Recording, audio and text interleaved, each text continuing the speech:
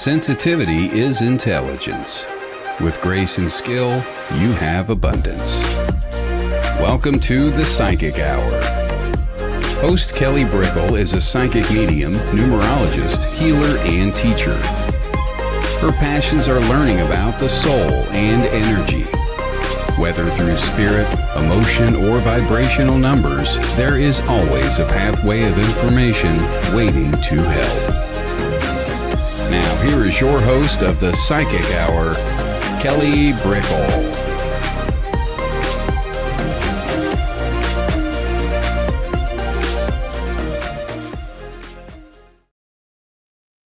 Hello, everybody, and welcome to the Psychic Hour. We have guest medium and author Colin Walker, and we're going to be going into an interview show in just a little bit. So please, everybody say hi. If you could please join us and pop down your questions about spirituality, life, consciousness, your personal experience within the world, and how you're feeling. We're all here to discuss it. Let's dive in. And let me say hello to everybody coming on in. Hello. Hello, Wheezy. Hello. Hello, Lois. Ascending Universal Butterfly. Bernadette. Hello. Dominate. Hello, hello. Let me scroll down. Evelyn. Oh, hey, Evelyn. It's great to see you. Hello, beautiful Evelyn. Hello, Jennifer. Hello, Mel from Australia, and Evelyn from California. Yeah, pop down where you're from. I always love to see it. Evelyn says, welcome, Colin. And yes, Wheezy, you were the first. You were the first. We acknowledge. Hello, Jennifer Rose. Hello. I love different names. I think that's right. Cryanery. Hello, welcome.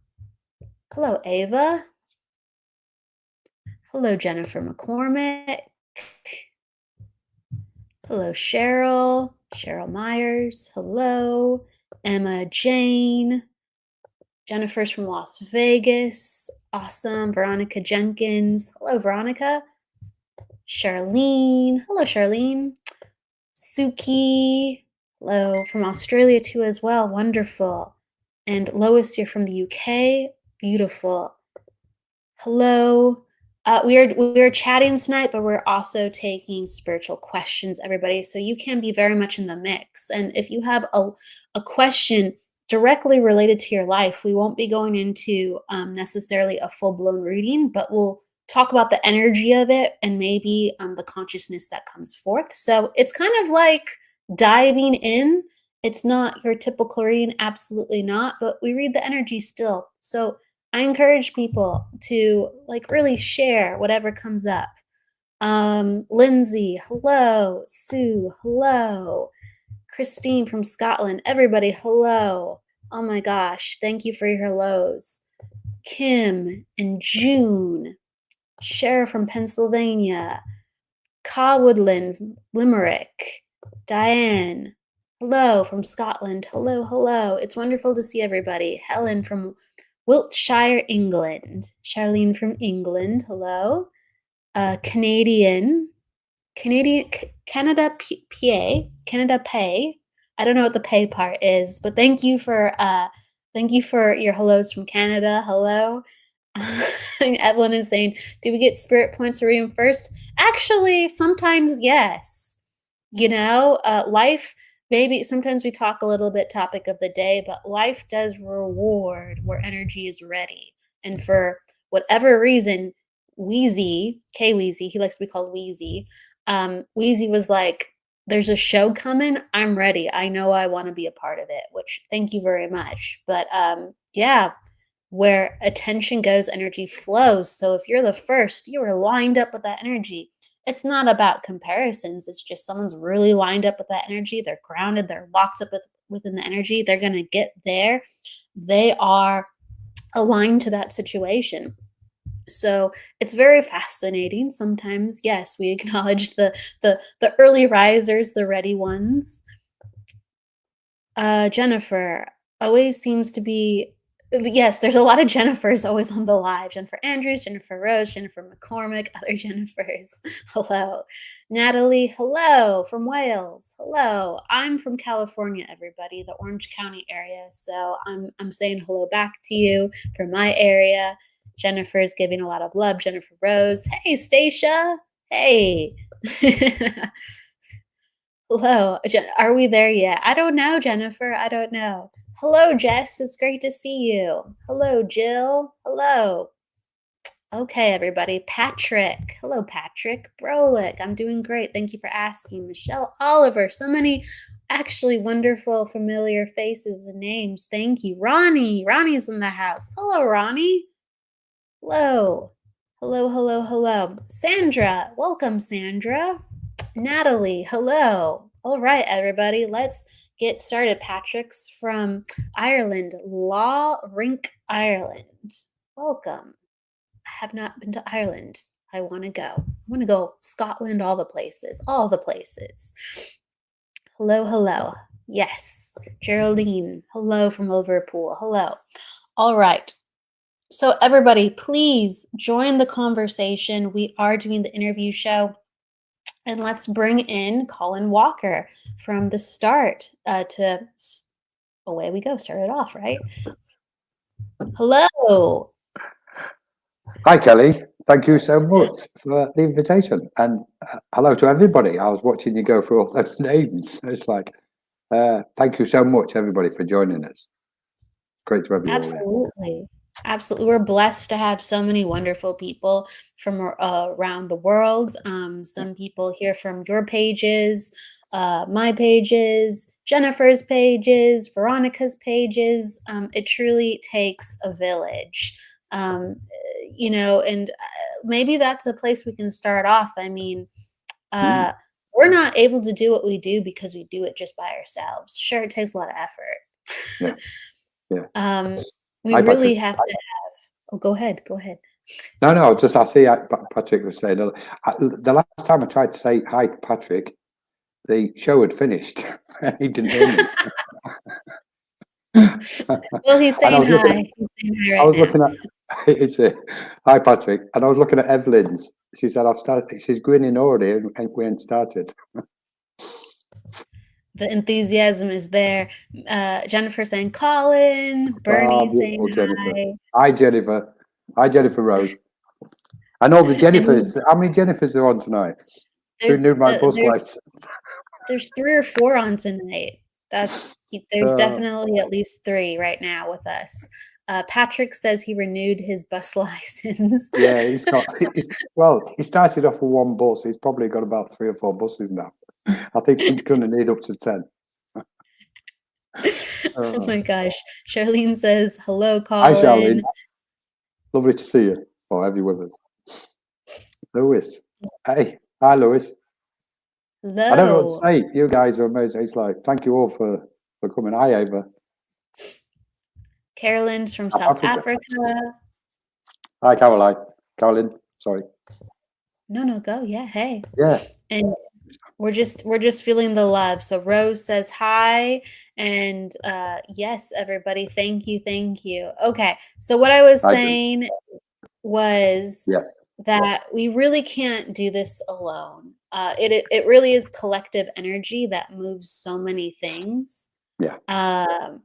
Maybe you are leading with intention and thought, but it can't just stay that way in order for things to grow and change and move. And what's your thought about collective energy as a human with other humans? Well, it's the number one. It's the most important thing going, collectivity. I know people's opinions differ, but if the problem, without going too far, the issue with humanity is divide and division. And so because there's an individualism aspect. So we've got to have that collectivism. And I'm pleased you started off with the village aspect, because I have a tendency to think these things like, all the podcasts and chats and everybody, what's going on around the world like you're doing and Jennifer Rose, etc. They're like small town squares. where everybody comes to meet and they can talk about the topic and the subject. And from that, growth comes out of it, spiritual growth and spiritual expansion. So in a way, it starts at home and the community at home. I tend to stay away from tribes and the weird tribe and tribal aspect because of the divide and division. You get one tribe, you get the opposing tribe, another tribe. But I think what we're looking at here is a collective community of souls. That's what we're looking at. And in a physical body, in a vehicle, which is carrying us upon this earth plane or upon the physical earth, I liken it to a plane rather than just a solid mass of the earth. So the physical body is carrying the soul, and the soul is profoundly interconnected to every other soul in so many ways. And the different facets of the soul, of each individual soul, is what makes the beauty of the collective itself. So I think we're at a point now, Kelly, where we can liken it to a cleansing of the house, what's taking place in the world. We know there's a cosmic event. It's not just a small event, we know it's a cosmic event. The cosmic event is dictating and determining, it's in control basically, and it's saying the light is coming, and humanity's got to be ready for it. And that's why we've got all these awakenings taking place, etc. And I think hope is needed at the moment. I think hope and support and inspiration and community is needed so badly at the moment for everybody, without any taking sides. I don't take sides. I believe in the Buddhist tradition where you walk, the middle way is the true way. And I think if we just go into that stillness and that peace, or that silence, if you like, within us, and just pull back a little bit, then we expand and we go, okay, I am part of the collective. In a multidimensional fashion, not just as a human being on the earth. Yes. So, I mean, we can open this up as far as it's just going to expand, isn't it? Yes, I do think that people are becoming enlightened. A lot more people are interested in spirituality, thus acknowledging that they are a soul and looking into the soul's knowing and not just what the world has taught us or even how we've been raised. It's getting shattered into something more connected with the truth. I thought it was really interesting what you said at the beginning too. You said that like groups or tribes, even if we're working together, as soon as like a gathering of people comes together, it's energetically then there is an opposing group that forms. That's right. Yeah. And so even when there's the formation of so much good happening within the world, we have to deal with these other themes. Yes. Yeah. I think collectively, I mean, we've got to be realistic of what's going on, who we are, our stage in evolution, and our level of understanding is determined by the expanse of our consciousness. This is one of the beautiful things what's happening now. People's minds are opening up. There's an expanse of consciousness. And in that, the mind begins, or the psyche, whichever way we look at it, the mind begins to perceive and see and understand that there's a purer vibration of truth, which tells us there's more vibrations of truth as well, yet to be seen.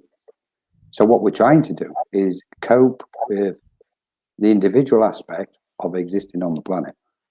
And we're trying to cope with the collective energy and this multitude of wavelengths, frequencies, and vibrations, what are affecting everybody at the moment. So if we take the recent frequencies, what's in and they're just slightly passing for most people now. But the last fortnight has been an incredible dense wave of energy, which everybody's had to cope with. Now, we could say that may have been, we could connect that to collective karma, that we're purifying that, we're clearing that energy, we're cleansing it in order to evolve to that next stage.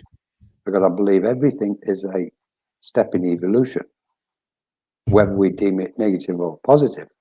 When we come into the center point, and again, I'll refer to the stillness, that in stillness there's clarity. It's natural that there's an empty space within us and we can see clearer. And then we go, okay, this polarity is causing a lot of difficulties for a lot of people and a lot of suffering for a lot of people. So where's the true answer? Well, it's got to be in the light of the soul. It's got to, that's where it abides, because we all believe that the light of the soul is pure. And if we step into the light of our soul, there's clarity there. In effect, that's what light is. Light is clarity itself. Like if we walk in a room and it's dark and we put the light on, everything becomes clear. So it's interesting times where we're at the minute. And I know Spirit, we've just come out of we've just literally, before we came on here, we've come out of we've got a chance course on Monocle Consciousness Group, and we've just done one of the sessions. And it was different this evening, without revealing too much about, because obviously it's private. It's not private, but respecting everybody's privacy. But the conversation at the end was about the variations of energies, what was taking place within the circle, and how different it was, and relating them to these energies, what's happening in the world now, and then putting that to where is Spirit and those celestial beings in all of this, and what they're trying to tell us. And it's that there's a constant with Spirit, or they're always saying, just stick to the path, keep aligned, prepare yourself for this event as much as you possibly can, and keep moving forward. Because that's where we're here. We're here with you all. That's their words. It's like we're here constantly. Sometimes you might not be able to reach us. Sometimes it might feel that we're distant from you. But in effect, they're not distant from us. We pull away from them. Yes. So there's so many facets going on, because we get distracted and we get engrossed by what's going on the planet. And yeah, sorry, go on. I'm going to say, no, there's a lot of distractions that go on the planet. Like, we're doing our work. We have our values, we have our beliefs, we have our passions, and then we get, sidetracked, and plans derail, emotions, moods, conflict. Yeah. It's all really, really interesting, and we're all figuring it out. Speaking of, it's very funny, and I'm gonna give you the stage in just a second. I just realized that I did not bring my power cord in here, which is very, very, again, today is very, very interesting. So my computer is about to shut down, and I should fix that really quick. So I'm right here, but I'm gonna go grab that. And I'm going to hand the stage to you, and I'll be right back. You're going to leave me on my own, aren't you? Okay, let's see where we go. You're amongst friends. Right, I'm just going to go off on one then. I'll just go off on one. There's a lot of comments in here, and there's a lot of questions. Jennifer saved the day. Colin, can you share ways to expand consciousness with us? Jennifer, thank you so much. Oh, rather, excuse me for the coughing. Stillness, Jennifer.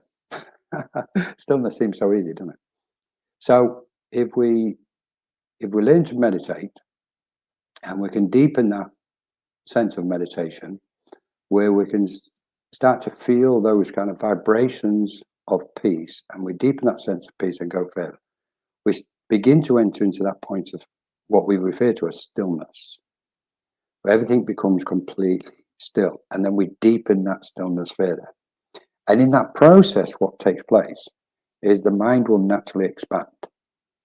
That's through meditation. It will naturally begin to open up, expand. We become more sensitive, like a tuning fork. We begin to sense spiritual energies and other energies, dimensions and realms and planes, etc.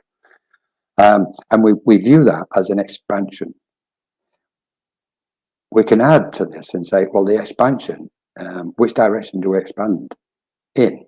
Well, in all directions. Because I believe, and I've always thought this, that when we ask the question, why I'm here in this world, I believe we've come to put light into this plane or wave of existence. All of us. And we've come to transform energies. So we're using the body as a vehicle. The light is in. We expand the light. Spirit guide, then come and guide us. All those light beings, star beings, etc. They come to guide us within these dimensions, what we're existing in. And we're transforming the densities of this plane or these planes. So we've got this constant expansion, if that makes sense, with all the time with the guidance of those beautiful beings in the world of spirit.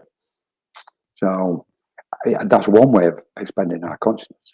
We can make reference to expanding the consciousness as in opening up, when we refer to opening up to spirit. So we can just imagine our mind just literally expanding outwards in this very moment. And as we feel and sense that opening up, we're refining the sensitivity of our awareness. And that's when we start feeling and becoming aware and sensing those subtle, what's called the subtle vibrations of reality. And we can't say those other realities. There's only one reality, but there's many frequencies and subtle vibrations of what we sense and become aware of in all directions. Oh, thank you, Jennifer. Kelly's back. That saved me. I am, and I think this is interesting. So I'm going to take this question and I'm going to bridge it to another question. And so Jennifer asks, why does silence make me very uncomfortable? And really, I thought it was interesting because within what you were answering with consciousness, you highlighted the need for stillness. And the need for stillness goes with the need for silence sometimes. And it takes me back in my own consciousness to this understanding of like the space of pre-creation, like the void. Okay. And so it's like we need these very quiet, these very still type of energies in order then thus to produce, to create, to generate. And so there is a place for that almost that emptiness, that nothingness, and really it feels like, whoa, like I have so much of this other energy. This doesn't feel very good. And really, it's the complementary nature. As soon as you get comfortable with it, you're able to do much more, be much more conscious, and you're connected. How do you feel about that? Yeah, I totally agree with what you're saying, Kelly. I can't see the question for some reason. The bottom of my screen is, maybe it'll go on me. Is it, why do I feel uncomfortable? Yes, it's why does silence make me feel very uncomfortable? It's Right. It's up higher in the comments, and then it's Okay. Hi, Jennifer. Jennifer Andrews. Okay, brilliant question. And I think it's very common what you're asking as well. So I think it's a very pertinent question. So I'm going to try and simplify this. It's to do with attachments and attachment itself. Because when we land on the planet, silence is scary. When we land on the planet, well, I say land, when we're born, we're literally our senses are bombarded by other frequencies, noise, sound, people's voices, machinery, and we go through life and our senses are completely bombarded. And in order to cope with that, what happens is we adjust our frequency to that frequency. So we then become more accepting of all the noise around us, okay? With all the distractions, TV, work conditions, whatever's going on in our world, in the periphery of our field of energy. So we use a coping mechanism, and we try to attune with it. But in that attunement, what we're doing is we're getting attached to some of it. So we're attached to being on the move. We're attached to people's conversation. We're attached to being active on that kind of frequency of our awareness. So when somebody goes, okay, if it just becomes still, the first thing what comes at us is all the noise again. And we're attached to it. And therefore we go, well, I don't want to let go of all this noise now because I'm used to it. I'm familiar with it. It's a part of me. And the stillness of the soul is going, no, I'm here. It's okay. Just keep coming this way. keep coming this way, because I'm going to give you the peace, and I'm going to give you that love and security, all the rest of it. But most importantly, it gives us that smooth, almost like a flat pond, still pond, a velvet still pond of complete stillness. And in there is the truth of what we're all searching for. That's the short version. I think so. I think it's scary because we don't know the extent of our soul. Yeah. And it's a very different experience, and we have to meet it. Yeah. And at first, to have the experience of being wise, you have to fully experience not knowing and being Ignorance. lost and confused and scared, right? Yeah. So you journey past that, and you start getting answers, and you start maybe not, we don't know everything, but you start being more comfortable traversing, and that's where the wisdom comes from. And again, in order to have power, you have to feel powerless at times. Yeah. And when we're in these spaces, we feel very, very uncomfortable. Yeah. And that's okay. Definitely. The next part is even better if we keep going, and maybe that next part is 3 months or a year of this. Maybe it's a day of it. I don't know, but we have to get to the next part. There's better parts after this if you feel really, really scared with silence. Yeah, I totally agree. It's funny you mentioned something there as well, Kelly, which is in that process is where we, by communicating with each other in places of a spiritual, like in the spiritual space, when I always refer to this, what's happening and what's taking place at the moment, it has created a spiritual space globally.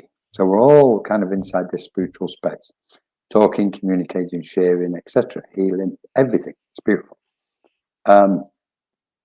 And by being in the space, it leads us, it's gradually doing its own thing. It's leading us towards the stillness within.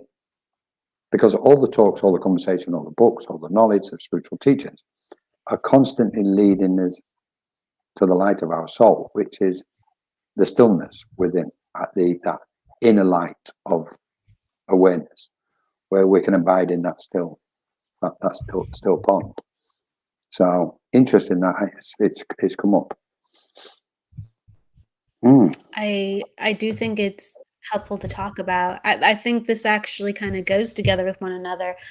Bernie asks, how do I reach my higher conscience or consciousness? And so let's talk about that, but almost in with what I want to talk about is there's so many stories of how people have done it. And Helen right here, when I grieved, I spent a lot of time in quiet, and that's when I felt spirit around me.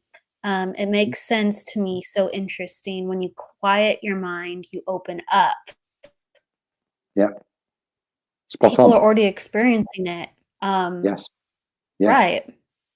I mean, Spot it's like on. I think Helen answered the question. Yeah.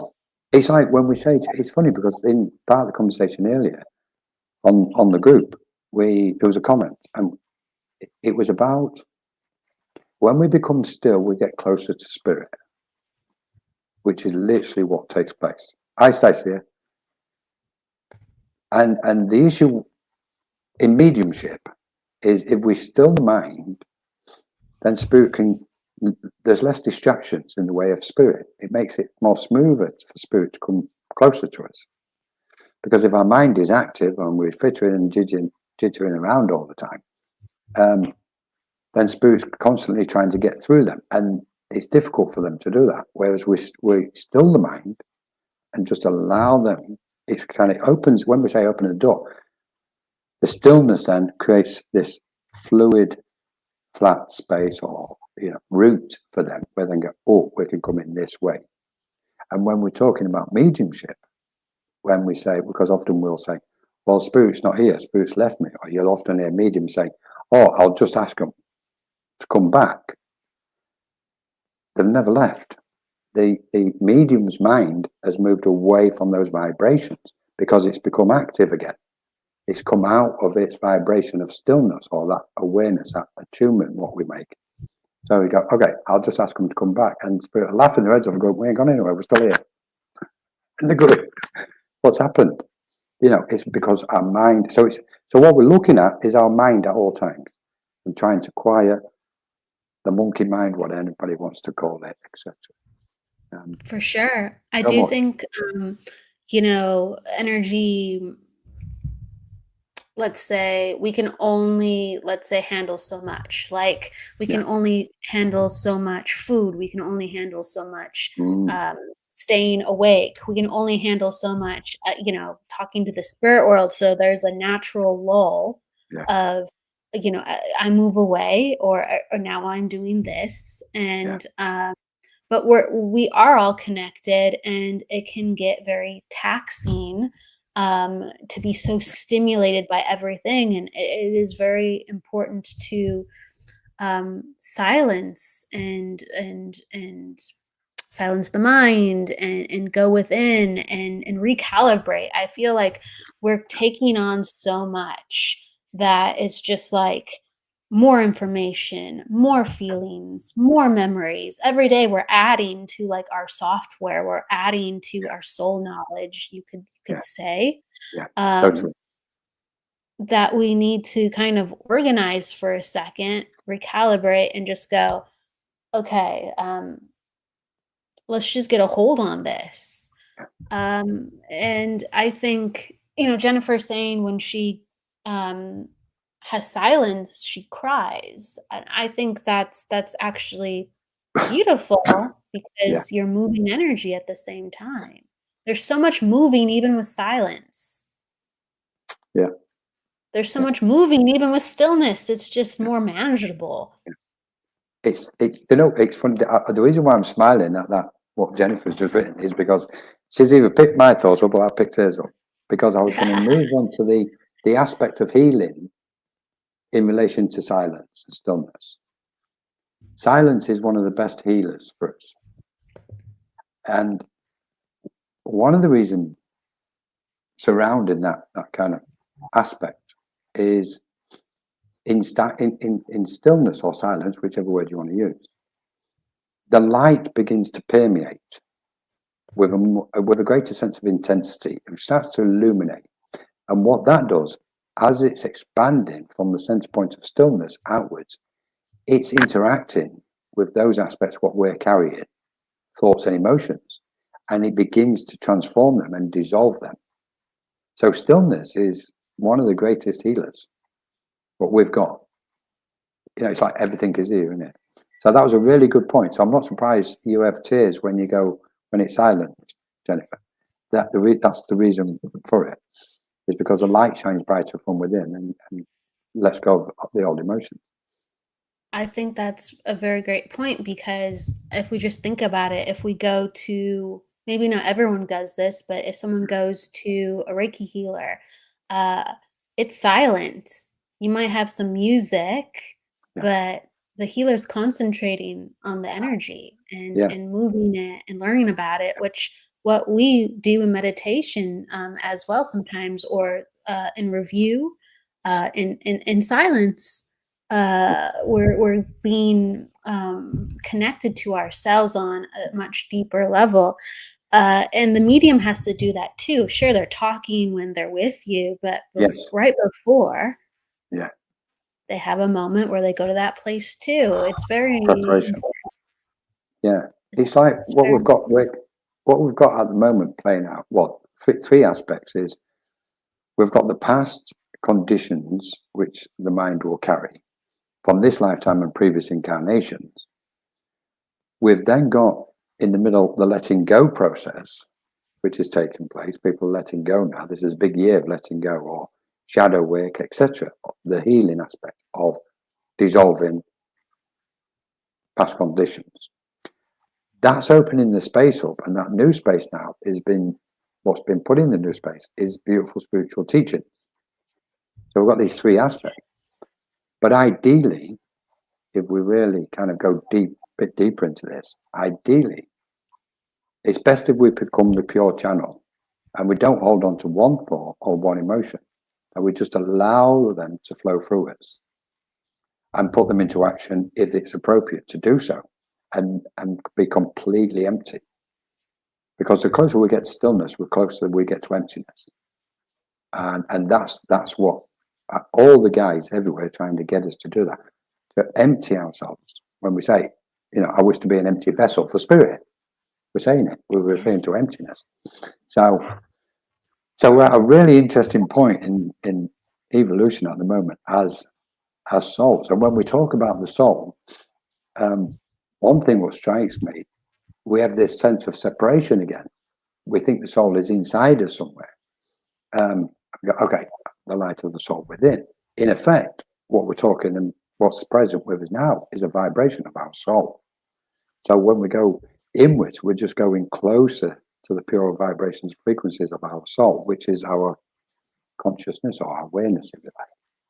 And when we start piecing everything together, that's when we go, wow, hang on a minute, we are kind of more than what we thought was. Exactly what you said, Kelly. The limitations of our knowledge is self-imposed by us. But if we had too much knowledge too soon, it would overload us. We've got to deal and sort and transform and bring the light from what we've gathered from all the experiences we have, and continuously clear and clear and clear as we go forward. The gifts of healing and mediumship and psychic aspects, etc. These are natural aspects which just ripen as we clear. There's so much more still we've got to open up to, which is waiting for the human mind. And I say the human mind because when we're in the body, as in when we're in the body, once we open up to further things, we're just going to see phenomenal revelations and great beauty of the cosmos. So, and we can do that in the body, but it's got to be done when the time's correct and when the karma's correct, and in conjunction or in relation to cosmic order. So it's not as if somebody's saying, no, you can't see this at the minute. It's whether we're ready to take that extra piece of information in. And that's our choice. So the more we clear, the more we can receive, as in knowledge and understanding and expansion. Yeah, I think it's a cycle of receiving and then letting go, a taking in and clearing.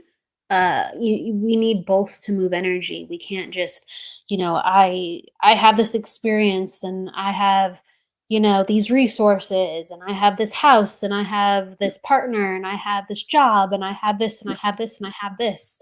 No, you have to, as you're having, you let things go and you move and you realize, and the energy has to be in certain conditions. And maybe that sounds a little esoteric, but it kind of goes back to what you were saying, at least my thoughts, where you said, no, the soul isn't in the body. And I believe that too. I believe that the body is in the soul. And that sounds so, like, to conceptualize that is weird, because it's like, wouldn't we have autonomy if this like really small thing was just, connected to this greatness? Like, wouldn't we have all these options? Wouldn't we have all this knowing? Wouldn't we have all this mastery? And then we're just like piloting this little vehicle. No, for whatever reason, we're focusing on the human experience, and we have to remember that we have all these buttons, bells, and whistles that are disposable to us. Correct. Yes. We have no idea, though. Yes. Yeah. Very interesting, because it's perception in it. When we look at perception and trying to understand what perception is, where it comes from, and because then that gives a greater understanding of spirit and the spirit world. So then when we're looking at the physical body, and again, our relationship to the physical body is determined by the thought itself. So, hi, Alison. So most people, because of the conditioning, associate with the physical body to be this dense, solid mass. But clearly we're not. So the actual body, we know it's just made up of particles, atoms. But when we view the body in a specific way or a certain way, we see that it's empty. It's kind of just light is permeating all the way through it and vibrating off it. So the body is not what people actually believe it is, or what's been taught that it is. It really isn't. It's this absolutely beautiful form of light, which when you break it down, the space between every particle and every atom, you know, and if you brought all the particles and atoms together, they would be so minuscule from the whole body. It's our perception what goes, okay, you know, this is solid matter. Well, that's just because we're perceiving it as solid matter rather than seeing it as particles of light and energy. And once we start seeing it that, then we start moving towards the ethereal, and seeing everything as an ethereal wave of energy, formless, if that makes sense, you know, without stretching it too far. And I don't believe we actually know what we are at the moment completely. You know, we're a physical body. It's funny, it's always interesting the outside of damage the soul in 3D terms. It's true, yeah. It's funny because I was just going to mention the point what Veronica referred to earlier about we're spiritual, having a human experience. That's up to present knowledge and present understanding.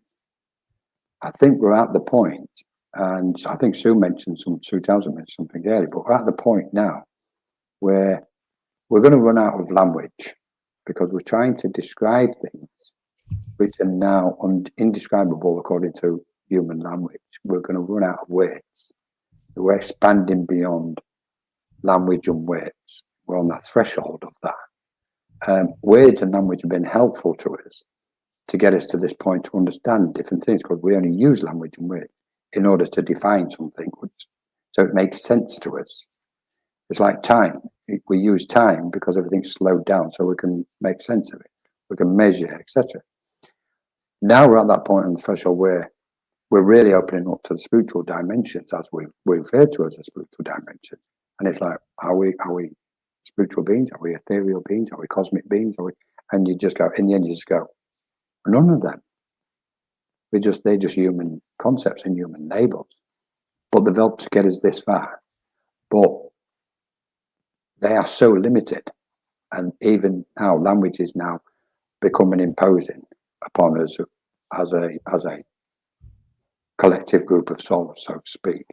And when we move towards talking about energies and wavelength frequencies and vibrations and dimensions and all the different various dimensions, you know, we've got to move beyond language, because it can only come by our senses on an inner level, on a very subtle level, and go, okay, we've defined things up to now. Where we're going next? It's like, can't define stuff. How do you define the soul? How do you define the light of the soul? How do you define spirit? How do you define star beams? We can have almost like glimpse within our mind, or a visual sense of what they may or may not be. We may sense them come around us in a certain form, but that's merely a reflection, similar to an hologram, or they project in order for it to make sense of them. They're diluting and turning their light down as they come towards us.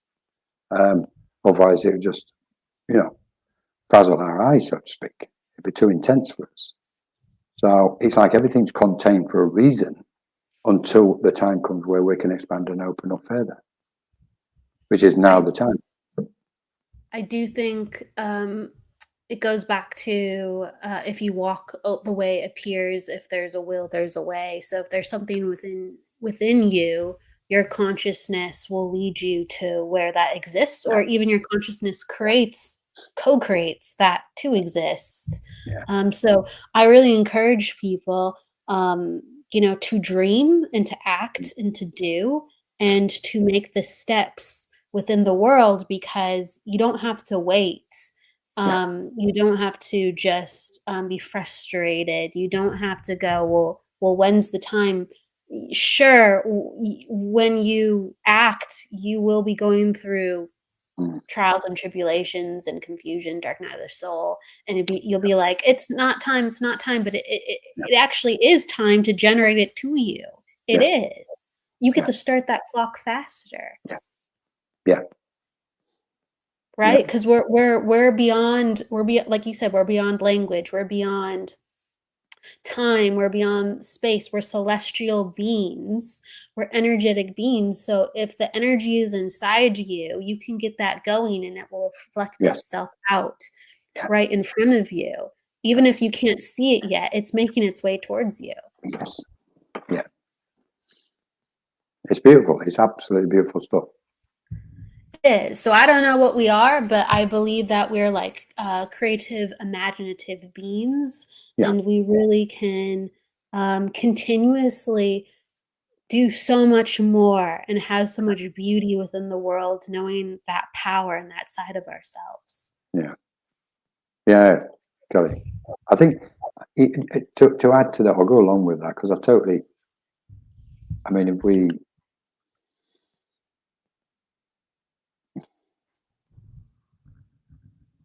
moving on that frequency, what you've just kind of presented and put into the space.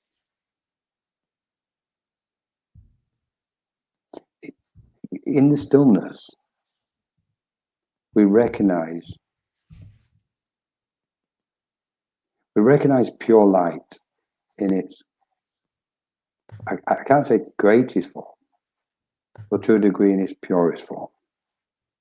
And in its purest form is where everything and nothing exists. And all the worries, all the fears, all the human conditions dissolve. And they hold no gravity at a certain point. The only reason why worries and fears hold gravity is because we give them that gravity. Hi, Michael. We give them that sense of, and that's in accordance to our attachment to them and our grasping of the conditions. But in the light of the soul, earthly matters hold no strength over us, none whatsoever.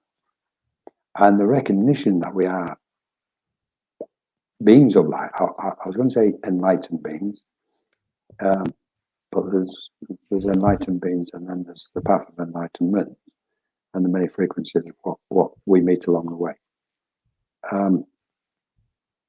But the beauty of that light, that inner light, elevates us and ascends their consciousness to such a degree that all earthly conditions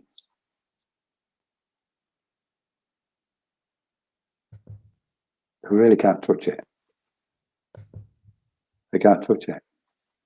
Yeah, I think, you know, we're talking about potential, and then we're talking about, you know, the just collective nature of, if you're everything, it doesn't really matter really what to call yourself. If we are definable, I'm curious about that. Yeah. But if we are everything, well, then it's always constantly being created.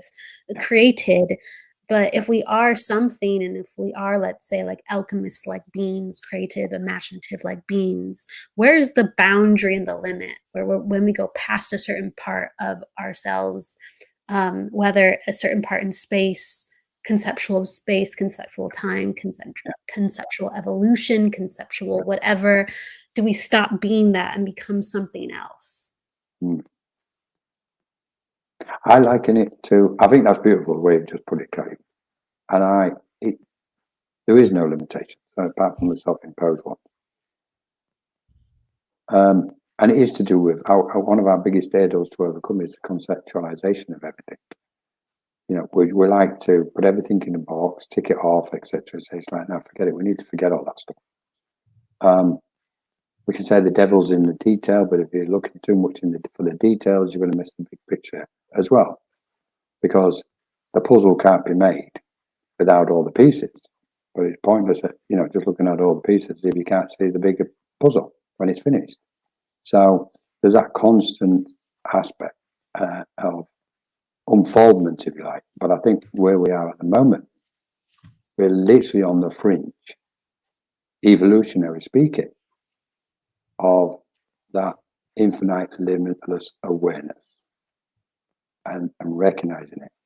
we're going to move from learning to knowing very fast, I think, and very soon. Because in that infinite awareness, knowing is the next thing we meet. It's in there. It's okay saying we're knowing beings, but when we abide in that sense of knowing, there's a frequency within that which informs us, where our awareness can sense the frequency that we are all knowing beings in any moment we're in, if that makes sense. And we're looking at the simplicity of existence now, which is, we know we are in a space at the moment where we can communicate with other realms, with spiritual beings. And we're now starting to realize that we are that thing which we're communicating with. Yes. And that thing, what we're communicating with, is also us, which takes us back to the original thing, that one word you mentioned at the beginning, the collectivism, the collective mind. So, and then and we're looking at really the closest we can get to taming, from me, my understanding. And I've peeled the layers after layers after layers internally back to try and get to the purest truth I possibly can. And the closest we can get, from my understanding, is we are awareness itself. Yes. I do believe Awareness. that. Yeah. And imagine if we are awareness, the expanse of where it can touch the edges of infinity. Because there's no limits, and we're having the conversation, we know there's no limits apart from what we put on ourselves. So therefore, if we are awareness, we're infinite forms of awareness. And yet we can't describe that form, which makes us a form but formless. So that gets thrown out the window straight away. So it brings us back to the center point of awareness. What is that awareness? Is it light? Is it clarity? Is there something beyond light? Is there something beyond clarity? Is there something beyond awareness? At the moment, we're at that point, I think, where we're going to experience the next stage of that celestial awareness of being. Sure. That's where I am at the moment.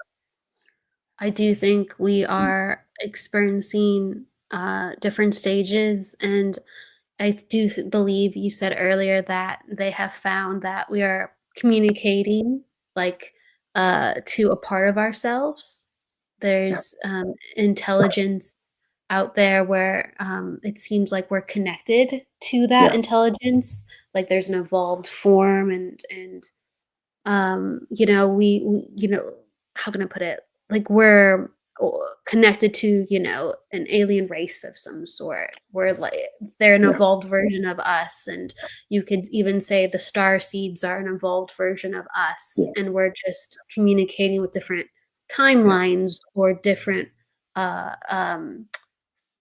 places within who we just are, because time is folded upon itself. Yeah, totally agree. Absolutely. And again, it makes us feel comfortable. It makes some people feel comfortable when we're giving terms and labels and etc. to these forms or these things, the star beings, the spirit world, these souls, etc., etc. And I don't think it's any of them. It's just our human mind saying, well, I've got such and such with me. And really what we should be looking at, I suppose, not looking, it's not for me to say what anybody should look at, but we've got to take into consideration in that process of unfolding and recognizing who we are, our previous incarnations as infinite beings. So we know there's a multitude of incarnations, and every single aspect of all those previous infinite number of incarnations are present now with us. So we're communicating with all them things. Then we can say, okay, how many of those lifetimes are actually our spiritual guides, what we refer to as spiritual guides? Yeah, that too. That too. It's Well, not yeah, just no, right aliens and star seeds and no, that's beings. right. It's the other Yeah, side too. Yeah. yeah.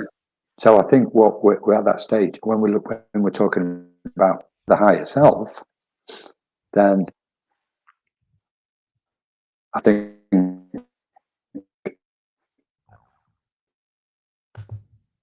Colin, you frozen. we've Colin. got Let's see if it's coming back. to really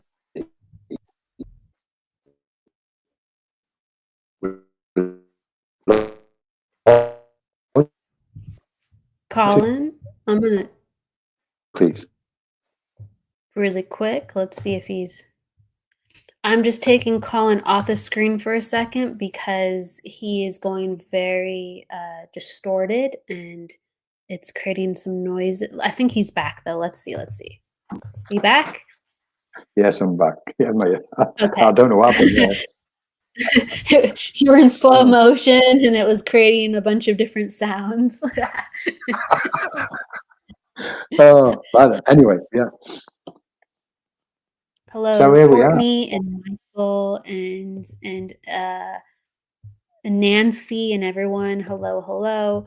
Hello, Libertad. Hello. Yeah, I agree with you. I think there's so many different parts of ourselves playing out. We're all connected.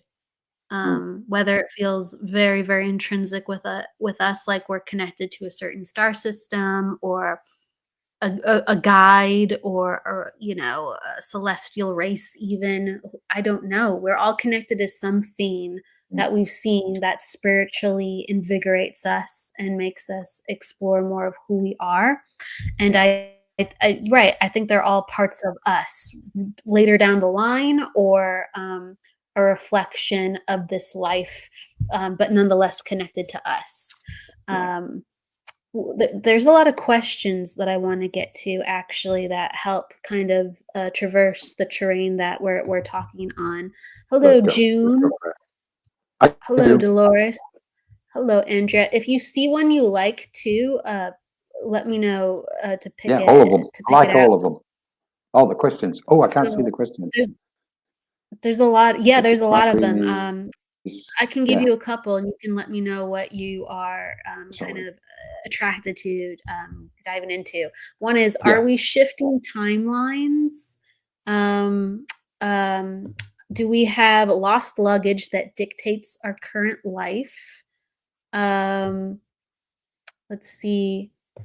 Michelle, some mornings when I awake, I feel like I haven't rested at all and I feel very exhausted when I open my eyes. Certain times I have memory of being somewhere else.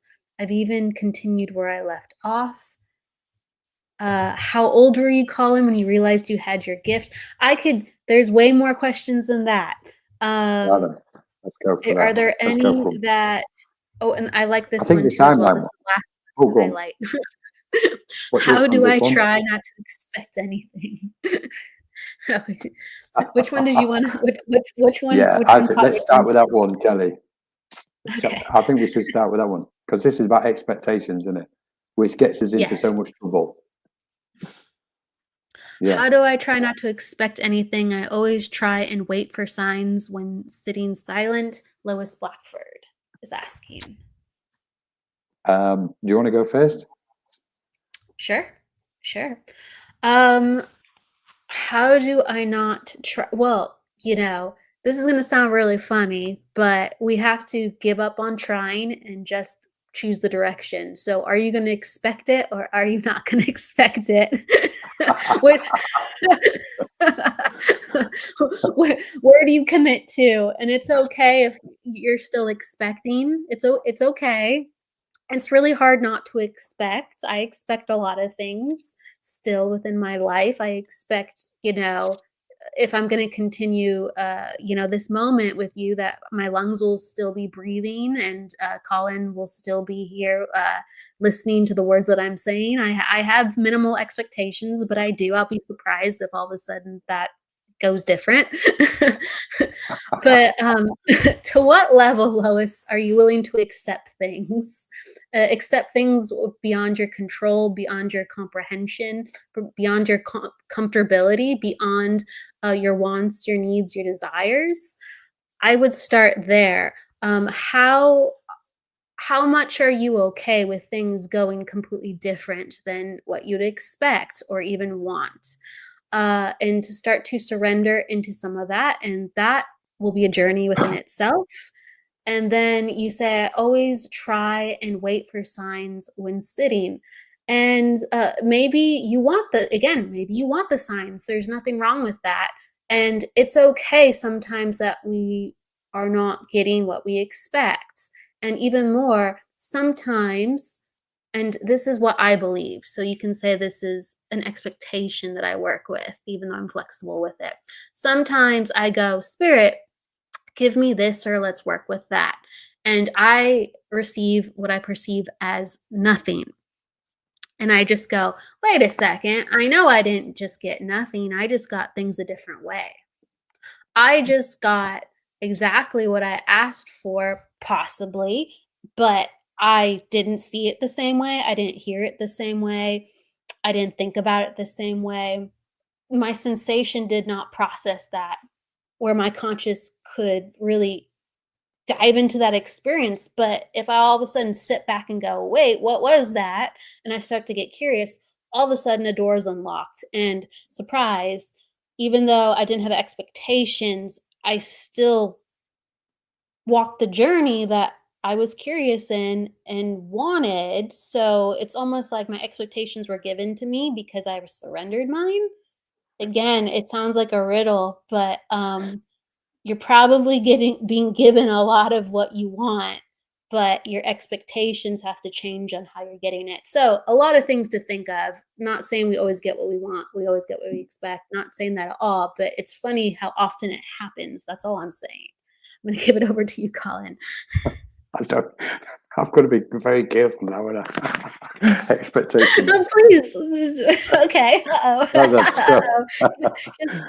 Okay.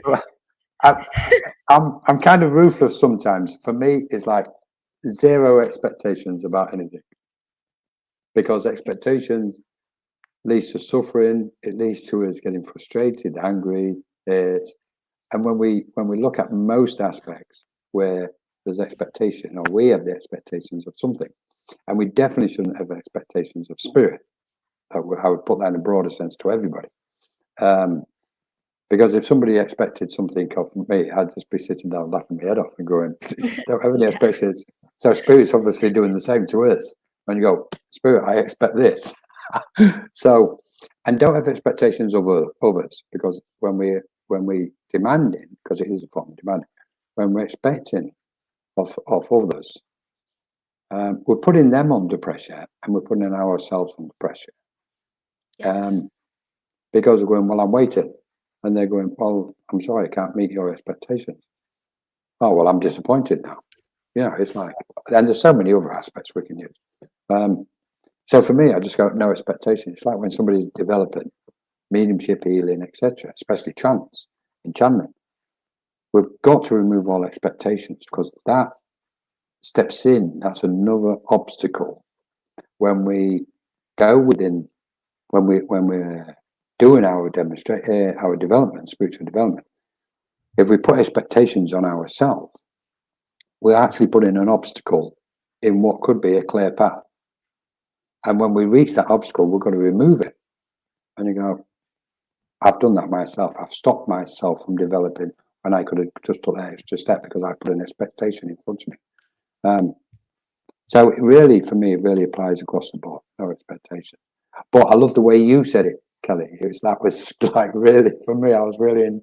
It's like, no, I don't want to answer this question now. Because I was into, because you're saying, well, I have little expectations, like we're still going to be here in 5 minutes, sort of thing. Yeah, I think there's, I can release though I do have some minimal expectations that come out with me being human, but if they all went away, since I'm willing to surrender my expectations at the same time, I'll just be like, oh, well, I kind of expected it to go this way, but it's okay, it doesn't. You know what I mean? Like, but I expect sometimes to be surprised too, Yeah. right? So Yeah. it's and you expect to have no expectations. So we're still in the energy of expecting something. Correct. So it's like it needs to be dissolved completely. It's Yeah. another one. I think it's another aspect what's going to go out the window. That's getting transformed and dissolved. So I think it's interesting because, it's okay. Part of having no expectations, I feel, is it's okay to talk about expectations. You- Oh, I was expecting that. Sounds paradoxical, but it's part of it. That's part of dissolving, the barrier, I think, maybe. I don't know. I could be wrong on that. Well, we can expect to dissolve expectations when we're finished talking about But maybe. Well, I'm just having fun. I'm having fun with you on it. I love it. I love it. This is what. Oh, what's the next question? Veronica maybe it's more expectation stuff, but Veronica is saying expectations are a form of control when we need to be releasing control. I agree. I think that expectations with people are a very dangerous thing, and they're a very silly thing. I think expectations on ourselves, that dangerous or silly, just the same. But sometimes we can review that with the self and go, I get to learn about myself through the expectations. Yeah. Is there anything you'd like to add? And then we'll go to the next question. No, he's right. I agree with Veronica on this because the control is as a direct result of the ego. The frequencies are connected. So in effect, the expectation comes from when we trace it back, ultimately it goes back to the ego again. It's like I want to control, and therefore in that controlling mode, then I have expectations. So it's all interlinked. Good stuff. It is good stuff. I'll keep that one short. But there was another timelines. There was a timelines one. Might be an interesting. Maybe tackle. Oh, the timeline one. No. Yeah. Take it. I think the lost luggage can go with the shifting timelines even, right? You could even, they even can go hand in hand a little bit. Yeah, let's do Are We Shifting Timelines? I think this is a great one. Would you like to start or shall I yeah, go for it. No, I'll go first because then you can counteract me. Because I don't like counteracting you. I don't want to say anything what might. Okay. I'm okay with you going counter. I'm okay with that. I'm going to throw this in. Let's throw this one. What was it? Are we shifting timelines? Yes. No, there is no such thing as timelines. It's an invention from the human mind. And off. Over to you, Kelly. Did you say it? Oh, I love it. I love it. I think we can't be. So I might be countering you. So just bear with me. I'm not saying I know. I think. Come on, say you know. Well, you said it's an invention of the human mind. I don't know. So I'm gonna say from my interpretation, I don't know, and it could be an invention of the human mind. It could be we're psychologically deep diving. And because we talked about earlier, is time even real? And well, how can I put this, Colin? Let me ask you, in your mind, are timelines the same as alternate dimensions conceptually, or are they different things to you? They're different things to me. Okay. Sometimes I look at them as the same, even though they're very different. I can understand that. So, Are we Sorry, shifting? see the association. Sorry, Kelly. I can see the association what people make or a Right. mind can make to them. Yes. So right. Got you. Okay. So are we shifting timelines? I'm going to say I'm going to agree with Colin because I understand kind of the different viewpoints.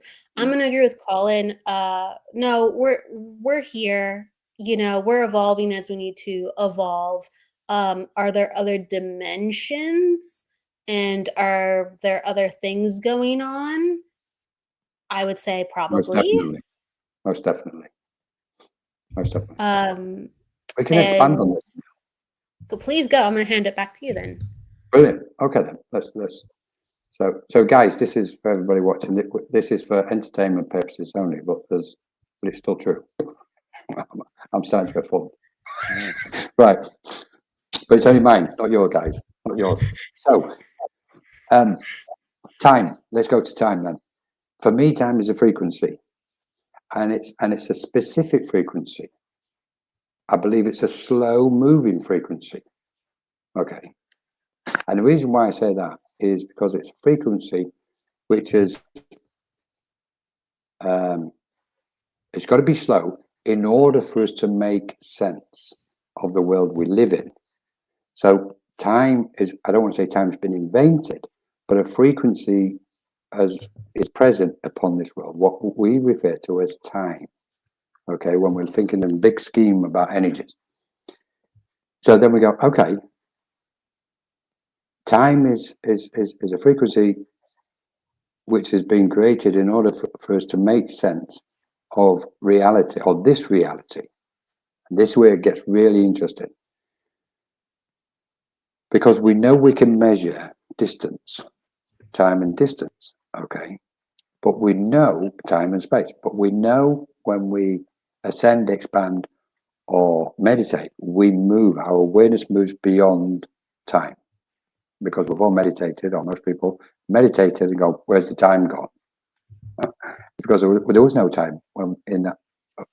So what we're looking at is when we attain a certain frequency of awareness, we've moved beyond time because it's a dense energy. It's only slowed itself down in order for us to make sense of this airplane.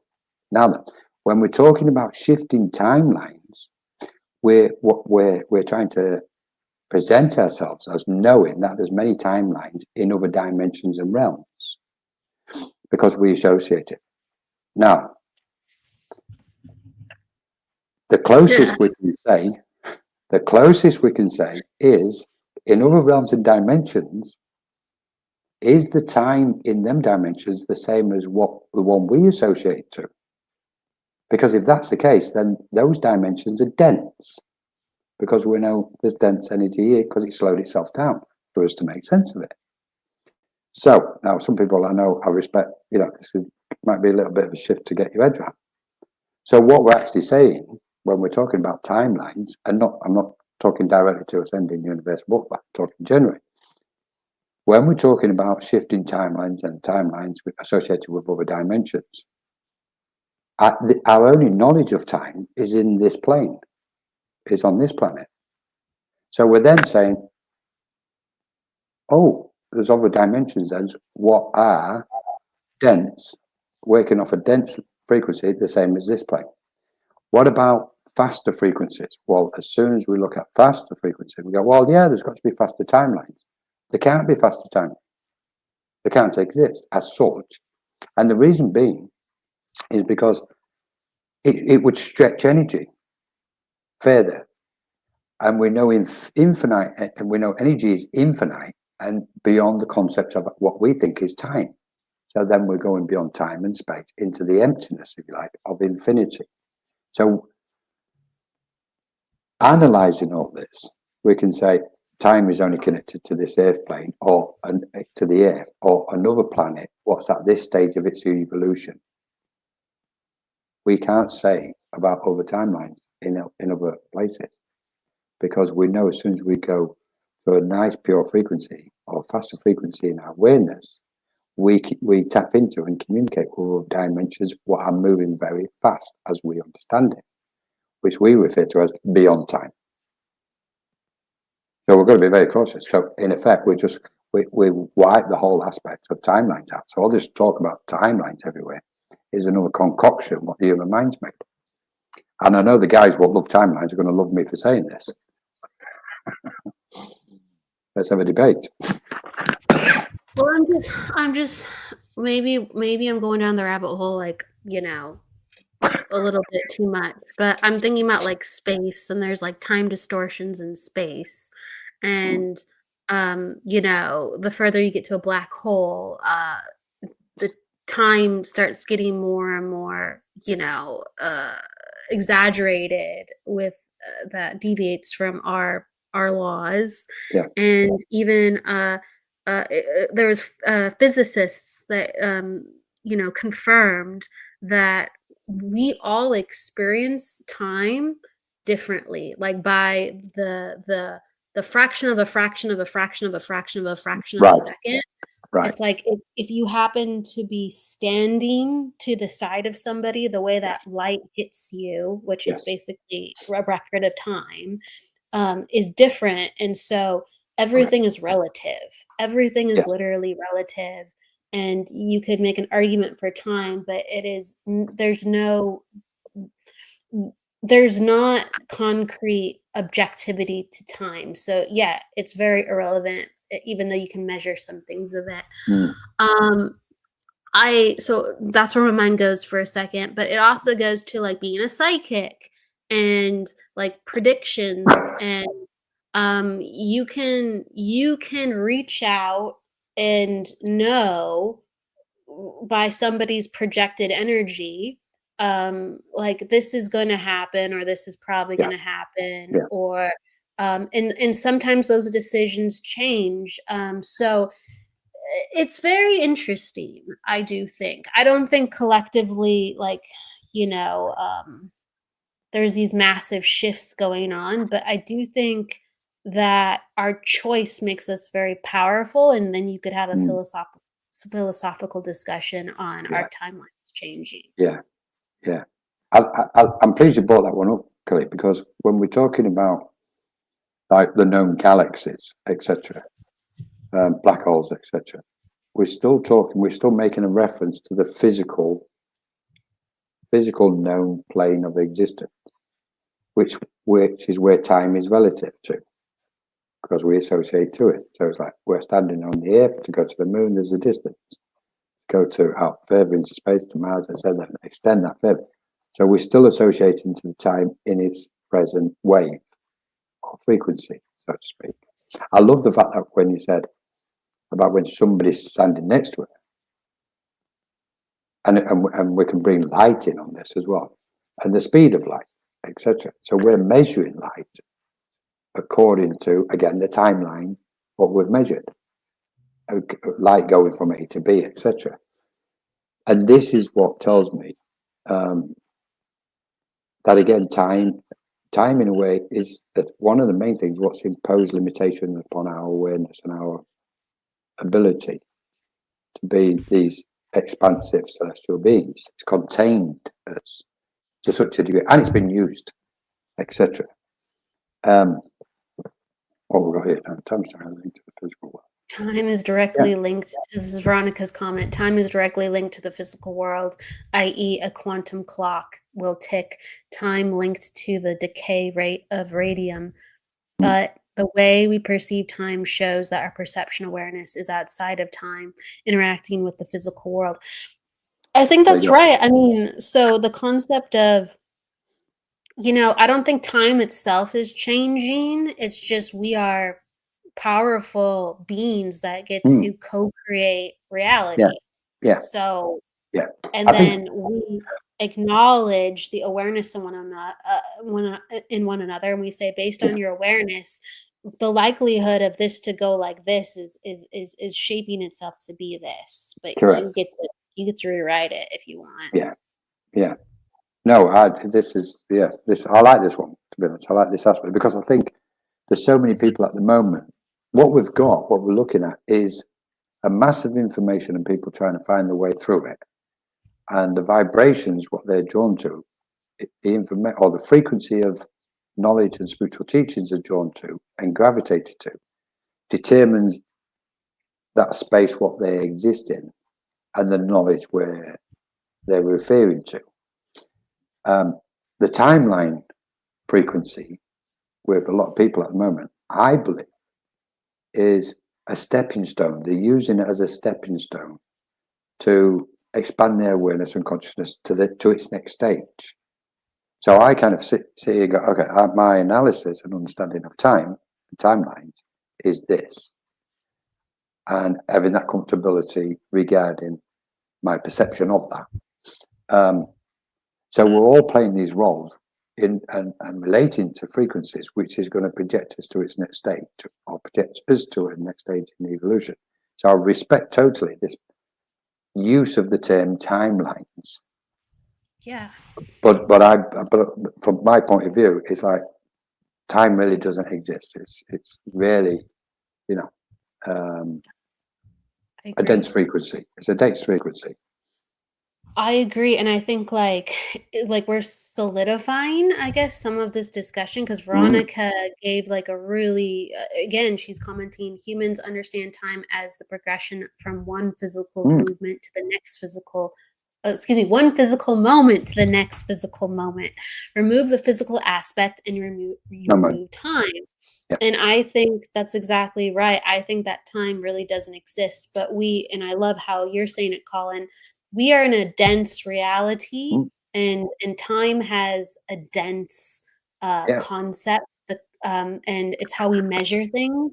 And so as humans, it's important to sometimes talk about the concept of time, but it's actually irrelevant, and it should highlight other things ultimately, I would imagine. So, but hey, definitely.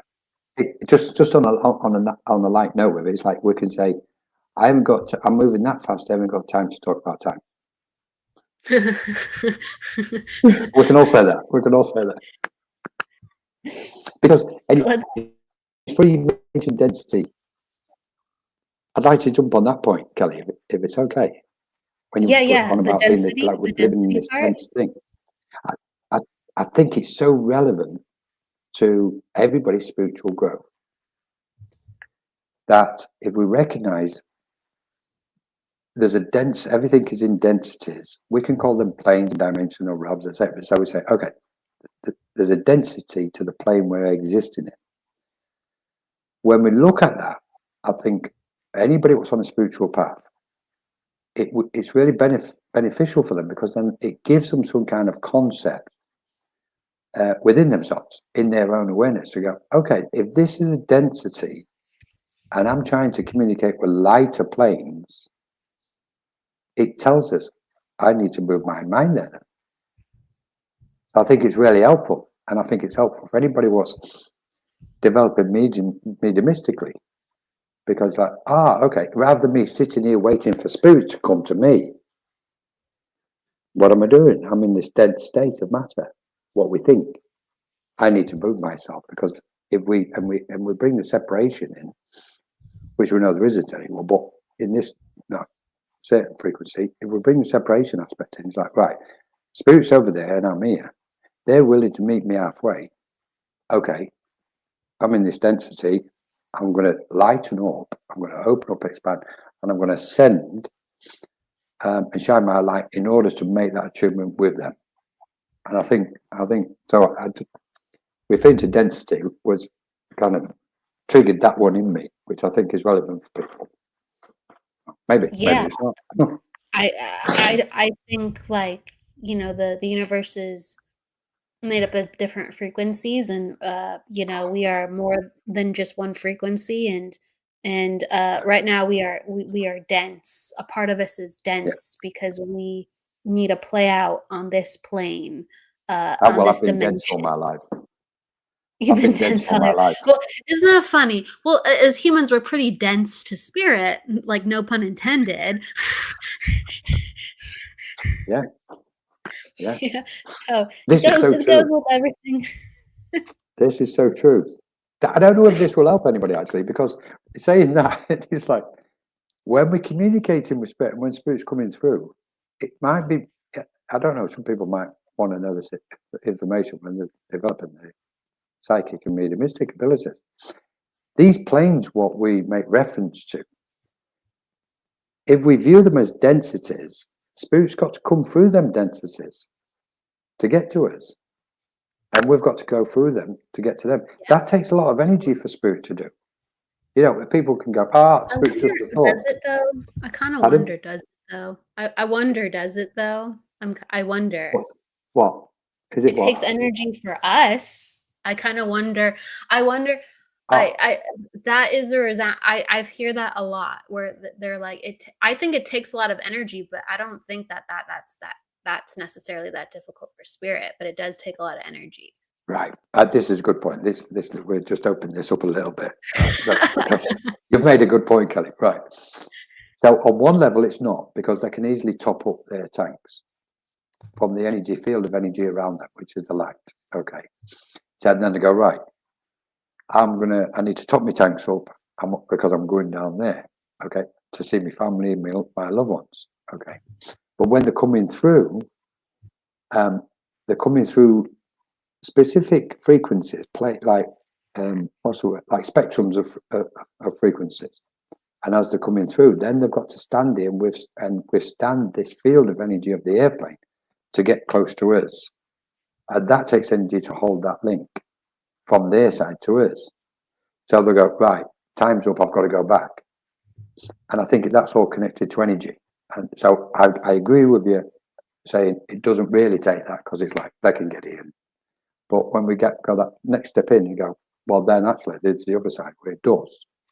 So I think on this occasion, I think we're probably both in agreement with each other's views, because I think you're right in what you're saying. I think right.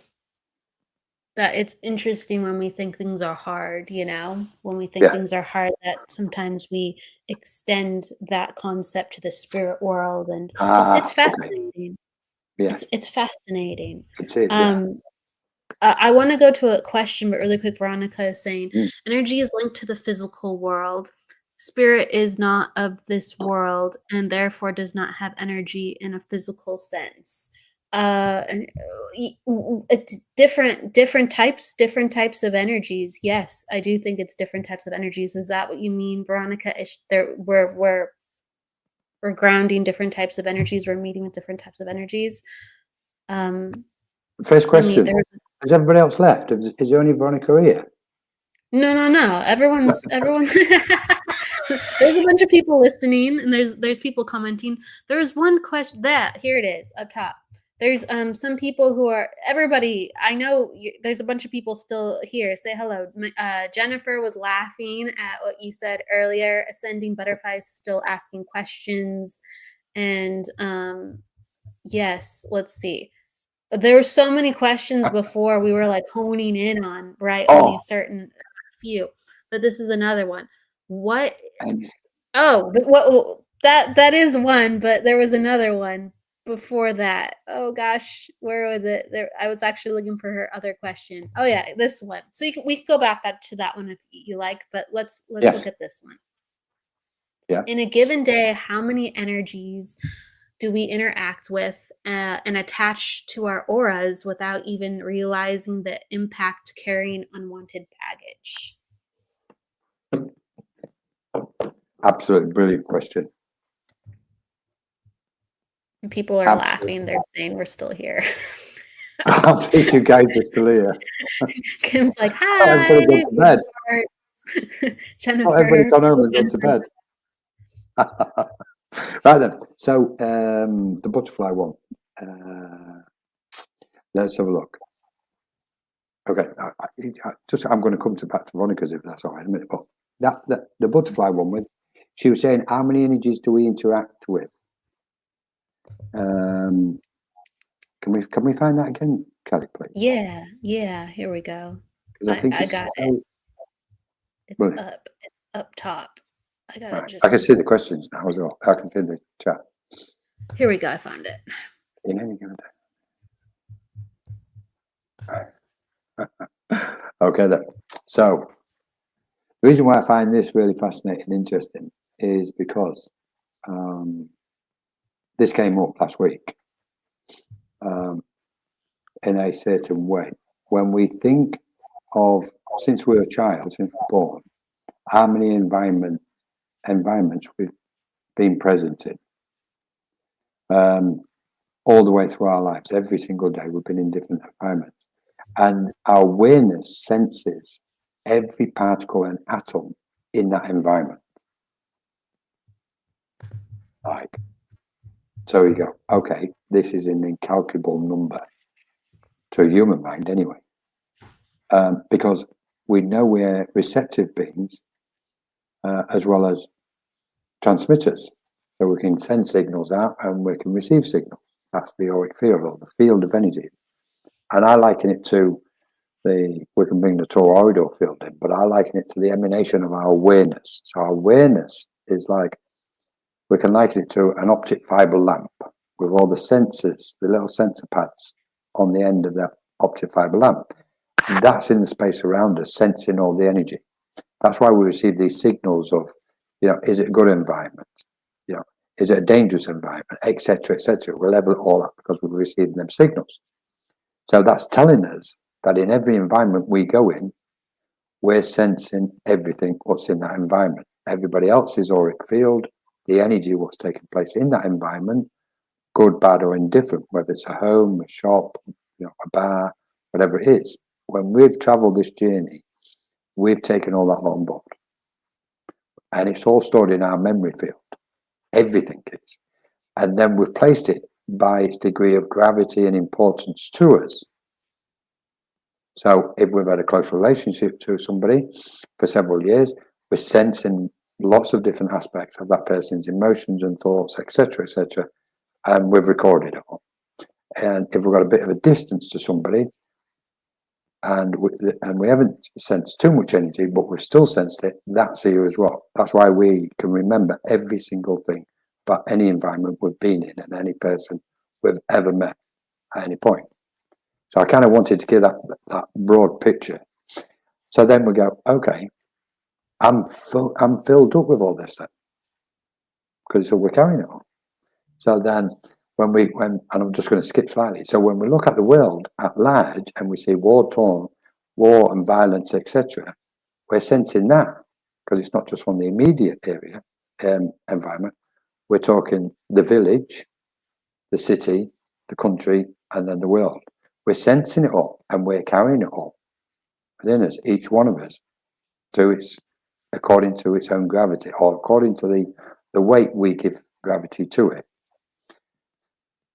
So then we go, right then, if we are beings of light, if we are transformers and alchemists, we are constantly churning this energy around. So when we talk about healing for the world, this is the process what's taking place. We're taking on board some of the external negative aspects, transforming that energy and projecting it back out as light and healing rays. The key for me in understanding this, and I still absolutely love this question from this person, the key to really working with this and understanding it in its entirety, whatever that entirety might be, according to the limitations of this mind, is to be empty, to let go every single thing. And again, we're back to being that fluid space where it comes through us, it gets transformed, and it goes back out as light. But I think this is really important because it connects so much to shadow work and letting go. And that's why some people go, well, that energy didn't belong to me, but why was it why was it present with me when I was doing my letting go process or doing my shadow work? Or memory from when we was 3 or 5 or 7, which was just a one split-second memory, go, where did that come from? That's because we was in that environment, we saw and experienced that energy, and we sensed it and took it on board. Brilliant question. Anyway, that's a short version. Yes, I mean, well, there's always a lot to say on it. I mean, it depends on what you look at it as. So some things do feel like baggage. Some things are baggage, and really, what we usually associate baggage with is, unkept things, outdated things, you know, things that are not sparkly, shiny, not appealing, not pleasing, and so we want to be gone with it. And they're just sticking around, and we're like, I don't want this. Right? But right, we've experienced them. They are connected to us. And I do think it's reorganizing energy, part of it, but it's also acknowledging our consciousness. So in order to get rid of baggage, you have to be conscious enough to go, I'm going to clean this. Yeah. You have to be conscious enough to go, I'm going to do something with this. I got this signal that I don't need this, or I have to do something with this, or what is this? And I do think that's the empowerment piece of it, because we just in one day pick up billions of information. I mean, there's stats with psychology of, like, I think in I forget if it's 1 second or 1 minute. I don't know, but it's something like within a second or a minute, we pick up like 250,000 pieces of information on average. And like, we're only able to filter that small piece. That's just in a moment. That's in a moment. And so, like, think about that compounding for your entire day. We're just riddled with information. And, we go back to this concept of, we're all connected, so it's like, good luck. We're all connected to even the baggage, and but we can manage our energy. I do feel that. I do feel that. And we're returning back to these mentions of stillness and enlightenment and awareness. And I feel like if you're working with energy from stillness, enlightenment, and awareness, gosh, you can get a lot done. And you can either transform your baggage, because you're so aware, into this beautiful handbag that's sparkly new, reconstructed, or maybe you just put it in a different location, or you say goodbye to it. Whatever energetically you need to do, we have to be home somehow in order to clean the house. If we're always traveling and we're like, I don't like what's going on in the house, I'm gonna go run, I'm gonna go hang out with my friends, I'm gonna go to a concert. If we're never home, we can't clean the house if it's really baggage. Love it. I love it, Kelly. It's true. Okay, cool. All right, so there's so much to talk about. But I'm gonna have to have you on another time, my friend. Thought the same. What'd you say? I thought the same. I thought the same. Please. And thank you for people are given some love. Thank you, Charlene, and thank you, Ascending Universal Butterfly. I always give guests parting words, and so what would you like to say from your heart, or from the top of your mind, or wherever it comes from? Well, I'm tempted to say to everybody, don't call me, I'll call you, but that might be not. No, I would say, let's have a look. Let's see what spirit maybe inspires. The most profound and sincere appreciation for everybody for taking the time to be here with yourself, Kelly, and that wonderful invitation to bring me on. Stay strong in the light. Hold your vibration, manage your energies, don't fear the present and the changes what's here currently, and keep close to spirit. That's it. There's so many other things what could come, but yeah, I think this moment in time is tumultuous, to say the least, and I think take comfort and support in the spiritual community around you. Everybody, I hope you got some comfort today with the spiritual community. Hopefully we We didn't make you go like, why are you talking about timelines? Why are you talking about consciousness? No, Well, I'm sure they came for this reason. I'm joking with you. They came for this reason. we can say we're not completely guilty, are we? We didn't really pick a subject before we come on, so we just went with the flow, didn't we? So yeah, the consciousness flow, exactly, absolutely. With that said, please check out Colin and the I'm not saying it right. Menorca. There we go. Menorca Makura. Consciousness Group. In fact, I want to pop it down. Where can people find you besides your website and Facebook? Well, hopefully they can't. So it's all through Menorca Consciousness Group. Well, where are some of the best places that people can contact you? Is That's it the the main one. website? Is it the The website. To contact us, yeah, the website. info@ethericweb.com. All right, I'm gonna pop that down. And everything is connected to the show if you want to reach out with Colin's information. But yes, please, if you want to continue the consciousness development, he facilitates many classes and courses in trance mediumship as well. Yeah, trance, channeling, ascension. We've got a new mediumship course coming up starting next week. Places available. We've got the Ascension the following weekend with American times as well and Canadian times.